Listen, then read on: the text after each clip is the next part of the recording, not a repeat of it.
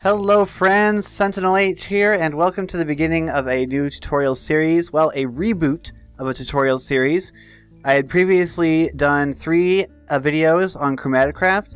Those videos are years old and totally outdated now, so they're still going to be there. I'm going to put outdated on all the titles, but those are outdated, so we are rebooting it, and this first episode is going to be everything you need to know to get started in Chromaticraft, the very basics. Shiva's here to help. Say hi. Hello. Because he's basically been our Chromaticraft go-to guy on the Rev series, so he knows a lot about it now, after tinkering with it so much. So, we're going to get into it. So the first thing, when you start Chromaticraft, is you're going to find a Chromic Lexicon in your inventory, this little black book with all the cool colors on it.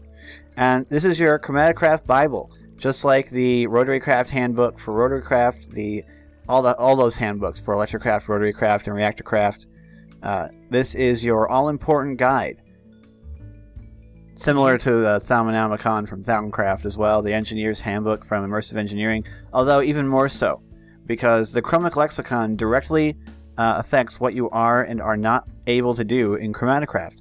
So if we... Similar to how the Thalmcraft book works. Yeah, so if we right-click with it in our hands, we can open it, and this is what it'll look like when you first get it.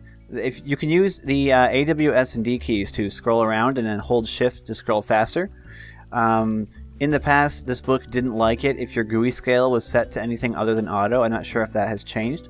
But if you are having issues with this interface, try that, because that has worked for me in the past.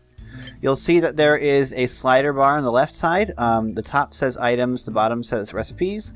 We'll get to that in a moment. There are 3 tabs on the right, Progress, Recovery, and Notebook. I don't know what Recovery and Notebook do. What are those, Sheaves? Recovery is when you lose, if you're to die and you lose your Chromatic Lexicon, you can craft a new one. And over time, the thing is, it tells you what fragments you're missing to get all your fragments. Okay, cool. And then there's Notebook. Is this just, what is this for? Is this for you to just add notes? Yeah, notes. Yeah, I found that I have not used it. Oh, so you can type your own notes. Yes, and you can probably use it to confirm what things do, like this machine does that. Cool. Alright, so what you're going to want to be concerned with when you're first starting Chromaticraft is there's right here a getting started entry. It's going to say you've got a notebook, you'll need to populate it with information you collect as you explore and experiment. So what that means is you need to acquire... oh. What? One more thing about the... Never mind, you go ahead. You need to acquire information fragments. Shiva's got a little barrel of them right here. Yeah. You want to throw me one of them? No, you just click it and take it out. Okay, cool. Alright, so I just got my first fragment. It pops up in the upper right corner, as you can see. The fragment that you get. It says fragments, something new to investigate. There's a progression here. If we go to the Chromic Lexicon and click on this upper right tab called Progress, you'll see all of these connected nodes with question marks. At the very top, you'll find a bunch of them that don't have question marks. And if you click on it, it'll give you a cryptic clue, and then at the bottom, a bunch of gibberish characters. And these characters will appear on anything that you don't have the proper progression for in order to understand. As you complete these, they unlock the ones that are connected. They're connected to by these green lines. When you hover over it, the line turns green. So in order to get that later progression, you have to have the earlier one completed. If we scroll to the... Is there one for info fragments? I don't think there is. No. So anyway, if I want to demonstrate this progression system here, there's one here for magical forests. It says, you've heard rumors of forests populated with brightly colored trees. So that's the rainbow forest.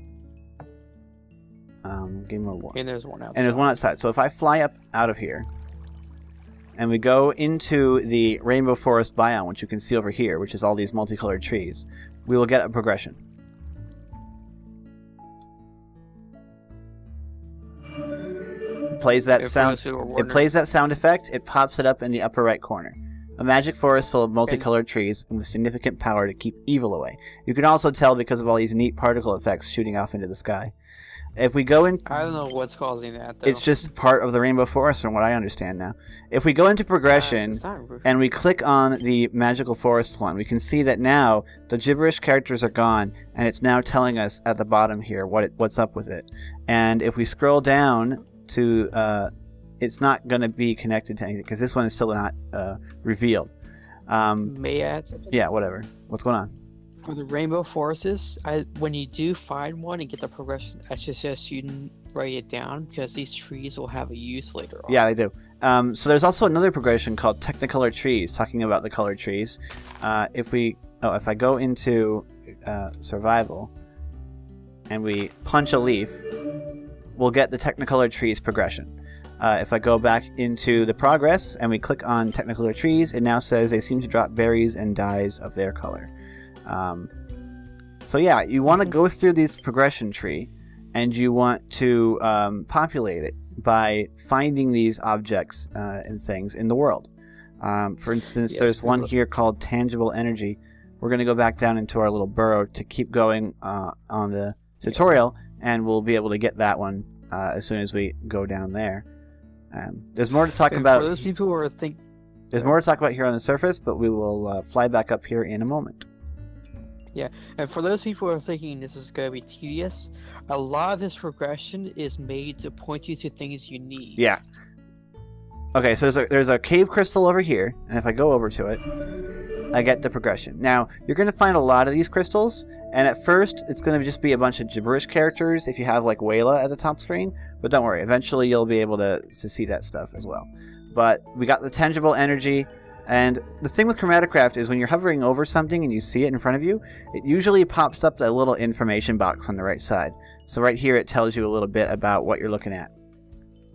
And these are going to be very important resources for you later on. Let me get back up here. Mm-hmm. Okay, so that's the basics of progression. You complete these steps so that you can unlock and do additional things. And as you can see, by completing the Tangible Energy progress, we've unlocked the second tier of progression for fabrication. So you have to complete these, otherwise you won't be able to actually use the things that they're based on. Also, your fragments. Yeah, you also have to get fragments. So I took a fragment out of this barrel, and it's in my inventory. Okay, if I hold my Chromic Lexicon in my hand, hold Shift and right-click, we get a different window than what we got before. This window is where you take pages and stick them into your book, like this. Just put them up there, and then you can close that, and when you right-click on with the book, that page will now be in it. So here we have entry-level fragments, and it tells you some more useful information about the fragments. As we acquire additional fragments, they will populate and turn into something based on our progression. So this is a casting table fragment, and I don't believe, if I hadn't done the crystal progression, I don't think I'd be able to see this, would I? Because casting, I'm not 100% sure. the casting table node might not have been lit up. Basically, when you collect fragments, they will populate. Here we have one for crystals. I want a couple more. I got one for this manipulator. I got one for leaves. Wait, are there any more in there? Yeah. Okay. So as you can see, I've stopped getting the jingle, and these crystal info fragments are blank. Okay. They're not gonna stay blank. In order to make these not blank, you have to complete more progression. Okay. So if I hold Shift right click and I put these 4 fragments in my book, if I right click now, I've got some more stuff in the book here. So you can click on these and you can look at them. Here we have a page for the casting table and the elemental manipulator. These are actually things you can craft. So if we click on this slider on the left and switch to recipe mode, it'll actually show you, first of all, what kind of crafting table you need to make these items. And if you click on it, it'll show you the recipe. And this is true for everything that's craftable in Chromatocraft. So this is a really important book, and it's going to help you get through this mod.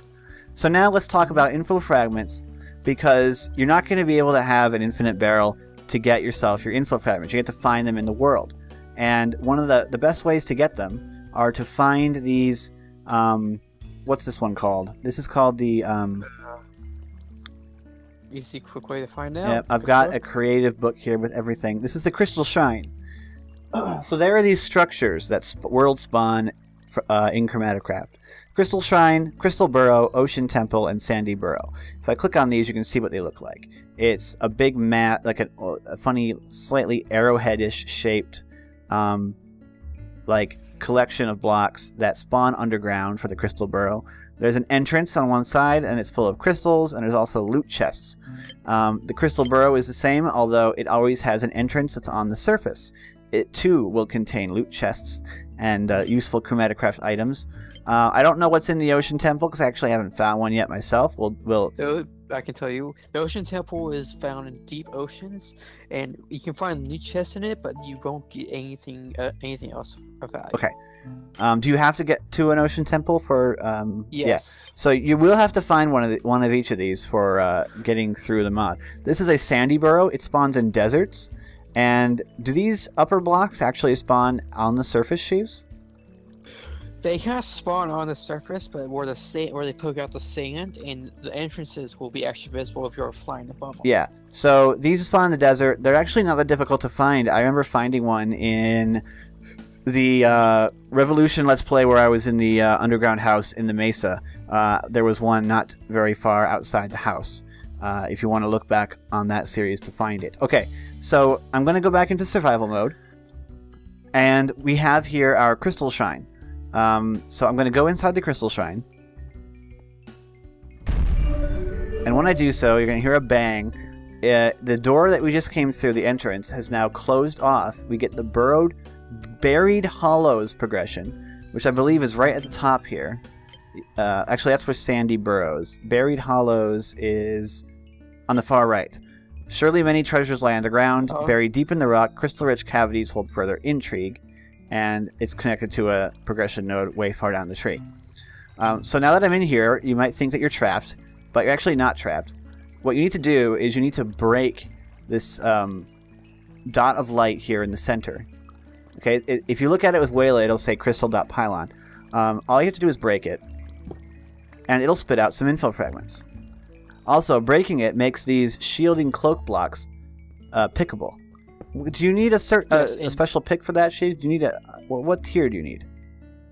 I think stone, but also do suggest when you find one of these to make a note or collect all the shielding cloak blocks, because that'll be needed later okay, on. Yeah. So shielding cloak blocks become a actual building material for multi-block structures later on in the mod. So once you've broken that central bit, you'll be able to access these loot chests.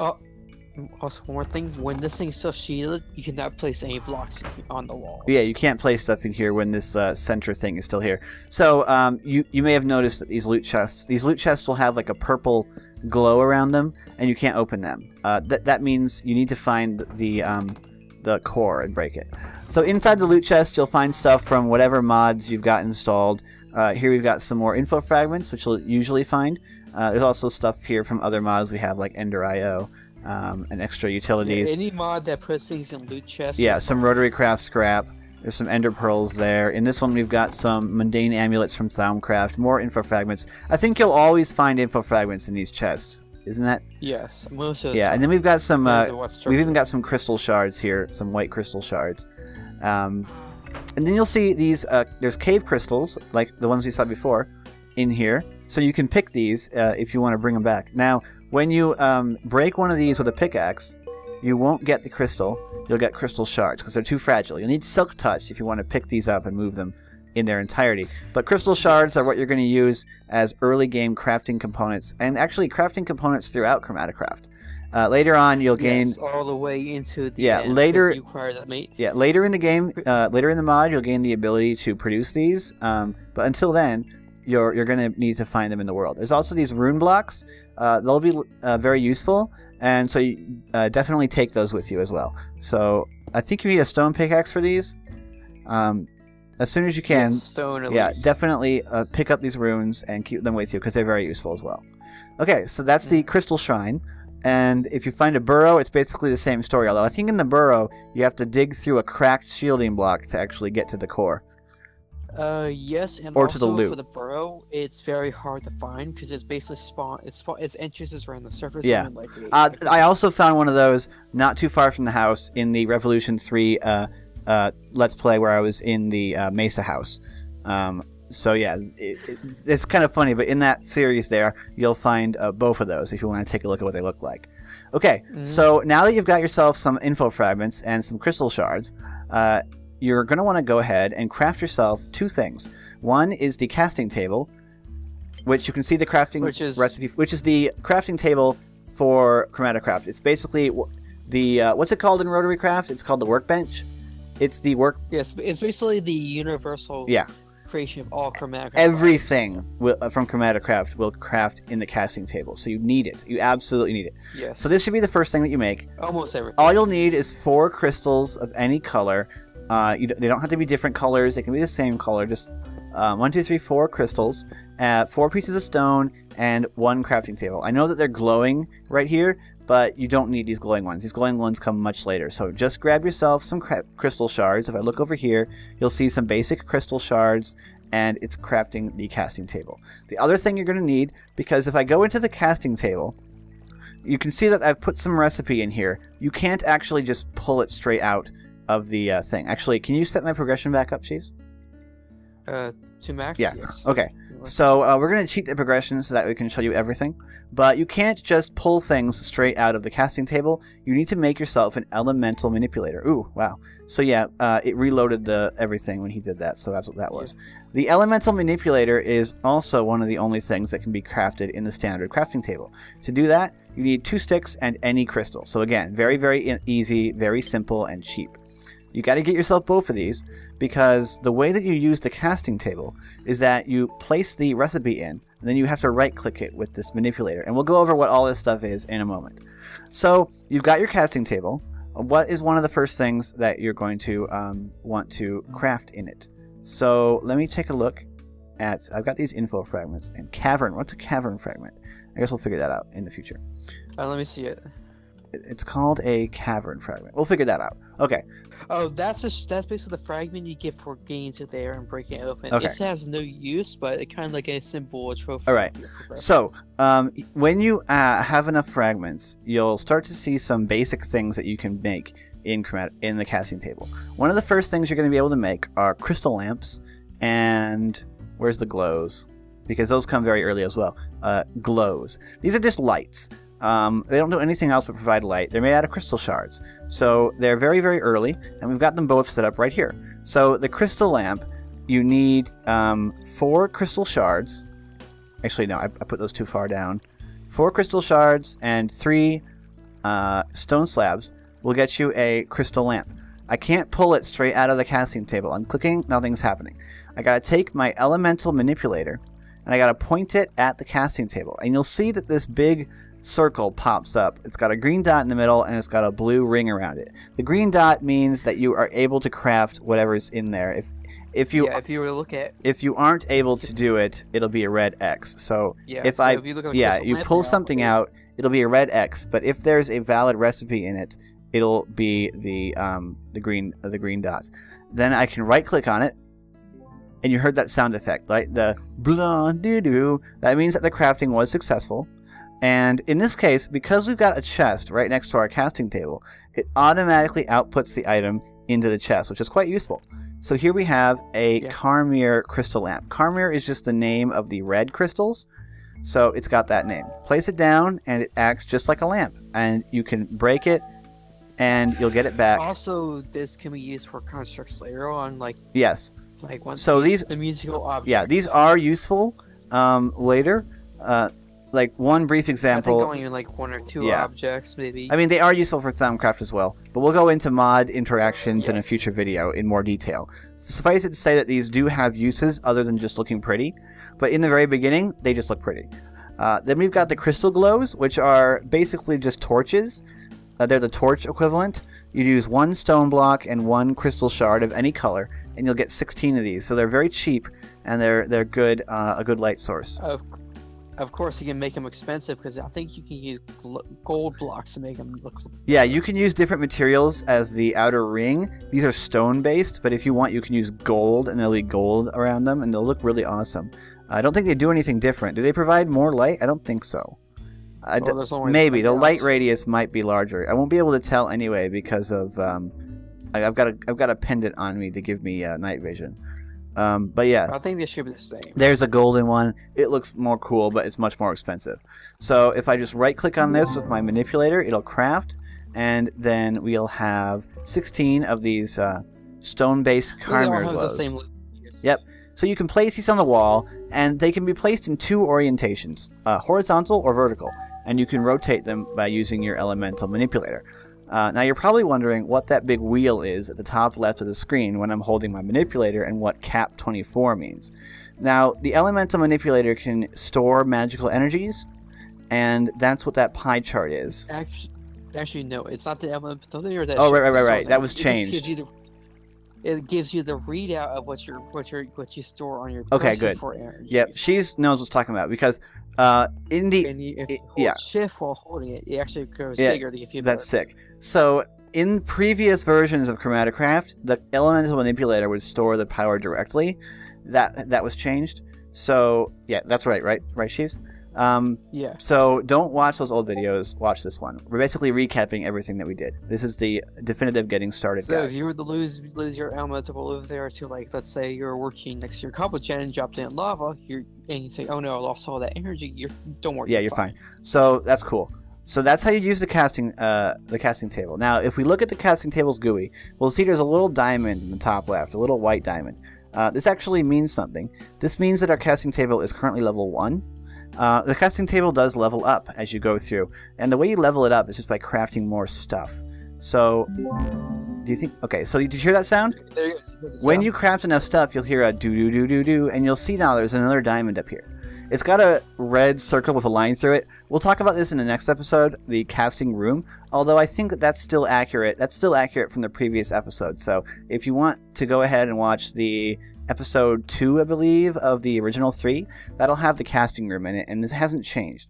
It's a multi-block structure you have to build around the table in order to craft higher tier things. Okay, so that's it. That's all we're going to go through on the casting table right now. That's the basics of it. So that's how you use it, and you're going to need it to craft everything. Now there's more stuff to talk about in this episode. We also want to talk about one of the big pieces of world generation. Let me go into creative mode in Chromatocraft. As you can see, there's a lot of world gen multi-block structures in Chromatocraft. There's also these guys over here. And these things are crystal pylons. You'll find them scattered all over the place, and they're going to be extremely important. When you get too close... And there will be 16 variants. There's 16 different colors. You're going to have to go out and find them all. When you get close enough, when about this close, you'll start seeing the cool effect around your screen to let you know you're near one, which is very useful in case you can't see it because it's obstructed, because these things are actually really, really dangerous. No, it's in peaceful mode, Chiefs. I'll spawn a villager. Because any entities, including you, that gets too close to a pylon... Wait, do they not shoot in peaceful mode? Oh, there they go. See, it just shot that villager. He's going to regen because it's peaceful mode, but these things are dangerous. If you get too close to them, they will start shooting you, and it doesn't take that many shots in order to kill you. And they can't be distracted. As you can see, they're attacking all of these villagers. Don't spawn too many. They're attacking all these villagers at the same time.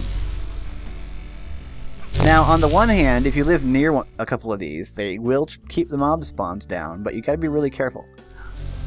Now, if I had no progression, actually, I don't know if you want to reset it again, but you can gain a progression by going really close to these things. That's gonna be difficult. Yeah.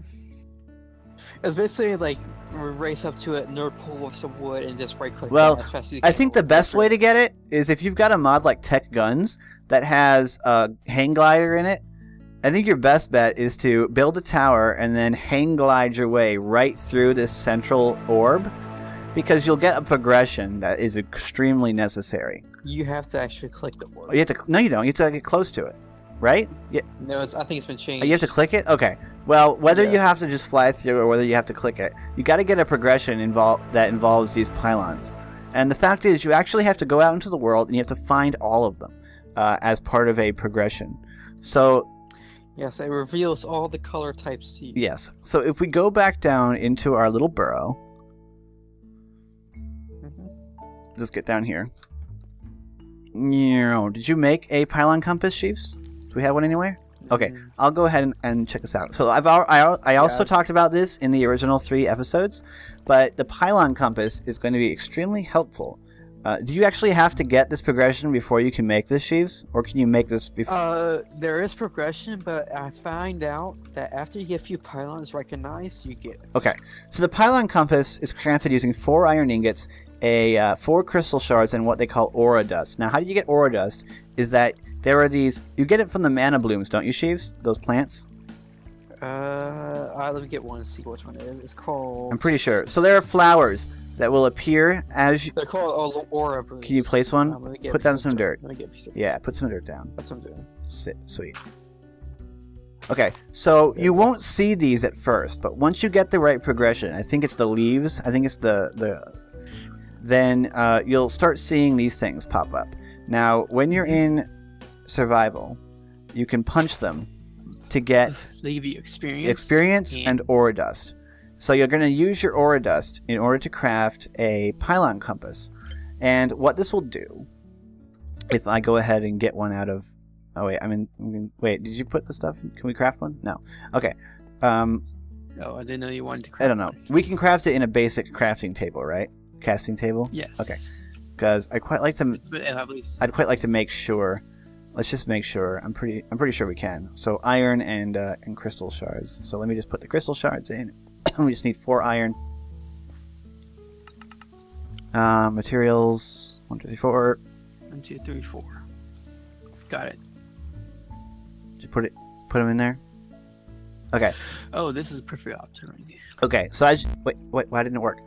Oh. Because you don't have ownership. Okay. So. That's something we're gonna need to explain. Yeah. When you this is especially important if you're on a server or playing with friends.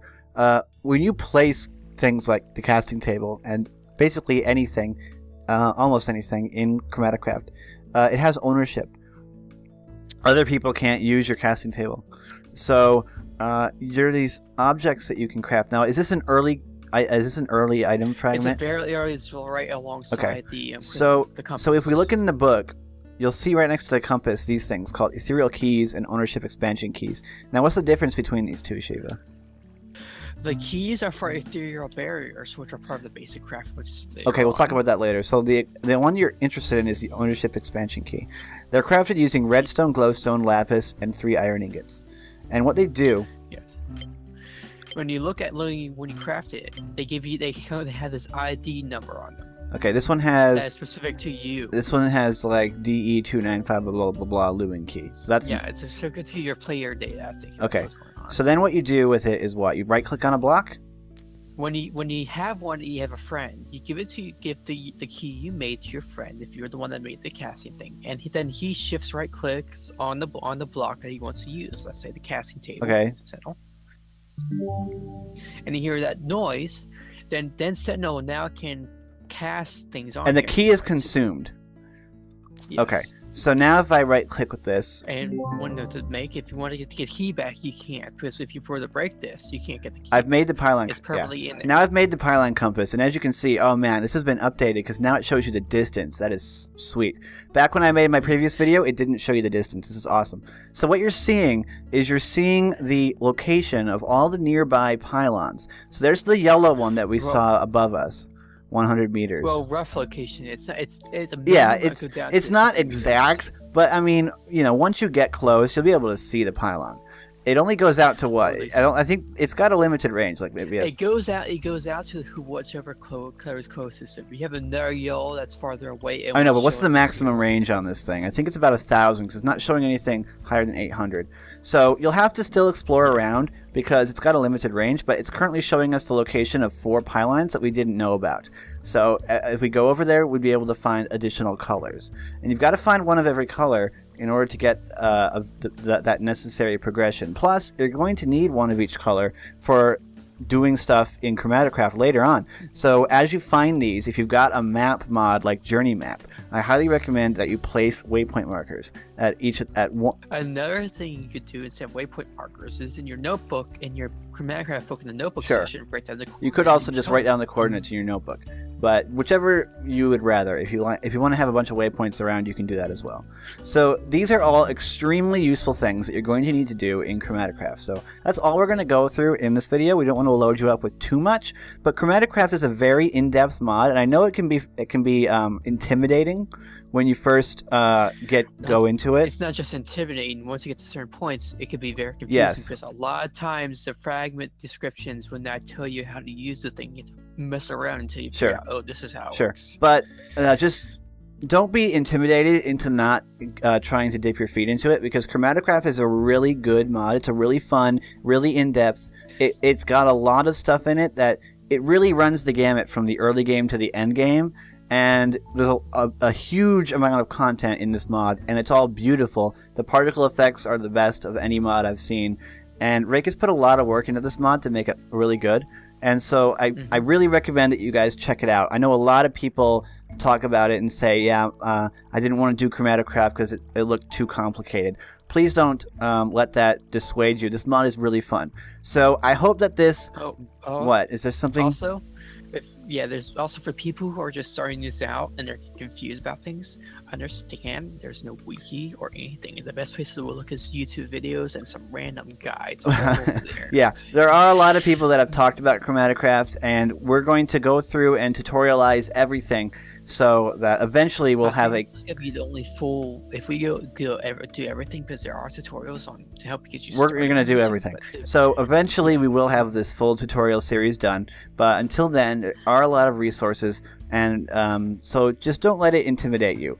This mod is really, really great. So I hope you've enjoyed this episode, this getting started episode, this relaunch of this series. It's going to be a lot of fun. It's going to be a lot of work. But I hope you stick with us, and thank you so much for watching. Like and comment the video if you enjoyed it. Join our Discord if you're interested, especially if you would like to talk about Chromatocraft with us. You know, Shiva knows a lot of stuff, and he's usually around, so if you want to talk... Oh, Shiva's got a cool thing in his hand, I think. What are you doing? I didn't see it. If it was supposed to see something, I didn't see it. I just wanted to test out for Right. You'll see. So anyway, there's a lot of cool stuff in Chromatocraft. You're going to see it's pretty darn sick. So thank you so much. Stay tuned for future episodes. I'm Sentinel H, and I'm signing out.